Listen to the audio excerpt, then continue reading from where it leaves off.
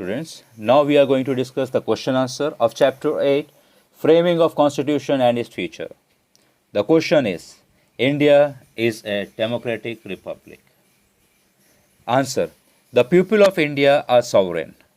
They entrust the responsibility of governance to their elected representative. जैसा कि हम जानते हैं हमारा देश एक सॉवरेन कंट्री है और यहाँ पर के लोग अपनी सरकार पे भरोसा करते हैं और इस पर भी भरोसा करते हैं कि वो जिस लीडर को भी, वो जिस रिप्रेजेंटेटिव को भी चुन के लाएंगे वो उनकी भलाई के लिए काम करेगा, उनके देश की तरक्की के लिए काम करेगा. Now number 1, every adult citizen of India who has completed 18 year of age is given the right to vote. अब यहाँ पे हर एक हिंदुस्तानी नागरिक जिसने अपने 18 साल कंप्लीट कर लिए हैं उसको अधिकार मिलता है कि वो वोटिंग कर सकें. Number 2, the representative are elected for the period of 5 years. हमारे देश में जो भी जनता जिसको भी चुन के लाती है उसके पास ये अधिकार होता है, उसको एक राइट दिया जाता है कि वो 5 साल के पीरियड तक के लिए चुना जाता है. 3rd, the transfer of power does not take place periodically.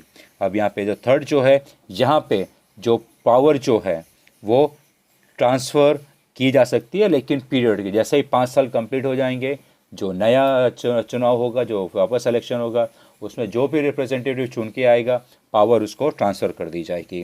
4th, the election are free and fair. These are conducted by election commission.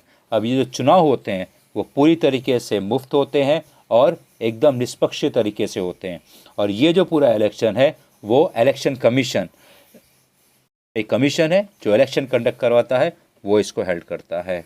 10, तो इसी बेस पे हम कह सकते हैं इंडिया हमारा एक डेमोक्रेटिक देश है जहाँ पे लोगों के पास आज़ादी है अपने रिप्रेजेंटेटिव, अपने लीडर को चुनने की जो उनके देश को चलाएं.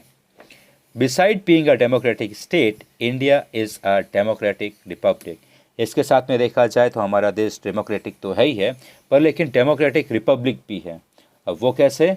Now next point, the office of the head of the state president is not hereditary. He is indirectly elected by the people. अब हमारे देश के, हमारे जो राज्य के जो हेड होते हैं या हमारे देश के जो हेड जिनको हम प्रेसिडेंट कहते हैं वो रेगुलर नहीं होते हैं. वो हेरिडेटरी का मतलब होता है कि उनके वंशज प्रेसिडेंट नहीं बनेंगे, इनको भी पीएम प्राइम मिनिस्टर की तरीके, सीएम के तरीके चुना जाता है पर लेकिन इसको जो रूलिंग पार्टी होती है वो चुन कर लाती है. इसमें प्रेसिडेंट का इलेक्शन नहीं होता है, प्रेसिडेंट के लिए वोटिंग होती है पर लेकिन वो पार्लियामेंट में होती है और जो रूलिंग पार्टी होते हैं वो इनको प्रेसिडेंट को चुनते हैं. Next, any citizen who fulfil the prescribe eligibility condition can contest election for any public office including that of the President of India. In this way, India is a democratic republic. अब यहाँ पे कोई भी हिंदुस्तानी नागरिक अगर वो eligible है तो वो किसी भी इलेक्शन के लिए, किसी भी ऑफिस के चुनाव के लिए वो खड़ा हो सकता है. यहाँ तक कि अगर वो प्रेसिडेंट के इलेक्शन के लिए भी अगर खड़ा होना चाहे तो वो खड़ा हो सकता है और चुनाव लड़ सकता है.